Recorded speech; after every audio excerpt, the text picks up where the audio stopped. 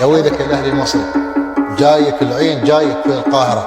ندخل اي مباراه اي منافس والله ناكله اكل ياسر. خدوا بالكم، الزعيم العيناوي جايلكم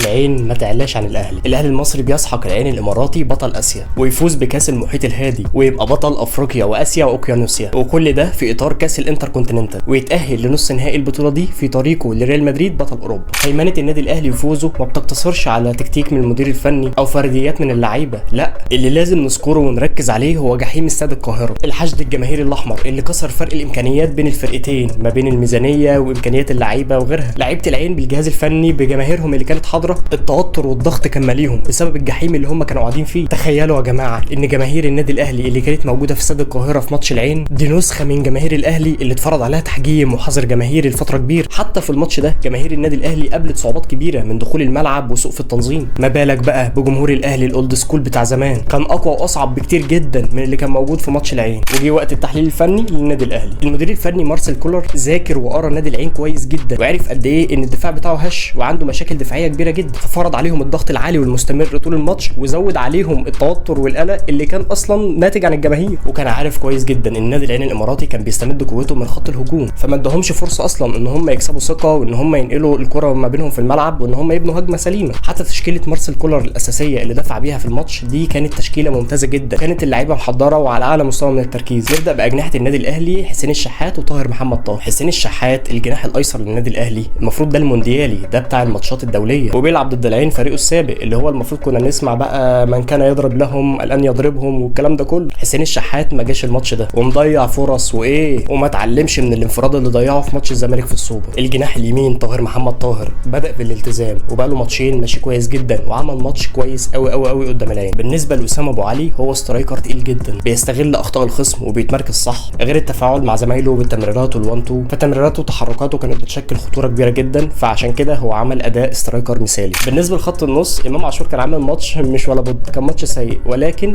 عمل جون جميل جدا جدا جدا، تحسوها النسخه اللايت بتاع جون كيليان امبابي في ماتش الارجنتين وفرنسا في نهائي كاس العالم 2022. مش هيجي زيه طبعا بس جون كويس وممكن ياخد احسن هدف في البطوله. كوكا ومروان عطيه الاثنين دول ما كانش ينفعوا يقعدوا دكه نهائي، قطعوا ميه ونور على خط نص العين الاماراتي، وبالذات كوكا عمل اداء كويس جدا وكان نازل يثبت نفسه. خط دفاع النادي الاهلي وبالاخص يحيى عطيه الله، اللعيب ده بياخد النقد وبيحوله لاداء وبيحوله لتركيز في الملعب، فعلا ظهير ايسر النادي الاهلي كان محتاجه، بيأدي ادوار هجوميه وبيرجع يدافع كويس جدا، فبالفعل قدر يوفي احتياج النادي الاهلي. قلبين دفاع النادي الاهلي ياسر ابراهيم ورامي ربيعه كانوا حاطين هجوم من العين الاماراتي في جيوبهم، تمركزات دفاعيه ودعم الخطوط الاماميه، كله 10 على 10. بالنسبه لاكرم توفيق الظهير الايمن للنادي الاهلي، هو لسه مرجعش من اصابه الرباط الصليبي اللي هو اتصابها، وتركيزه بره الملعب اكبر بكتير من تركيزه في الملعب. محمد الشناوي حارس مرمى النادي الاهلي ده اللي كان وحشنا، اللي احنا ما كناش بنشوفه كتير في الماتش بسبب ضغط الاهلي، فالاداء كان كويس برضه. بالنسبه للبدلاء، عمر كمال عبد الواحد نزل صنع الفارق وتسبب في ضربه جزاء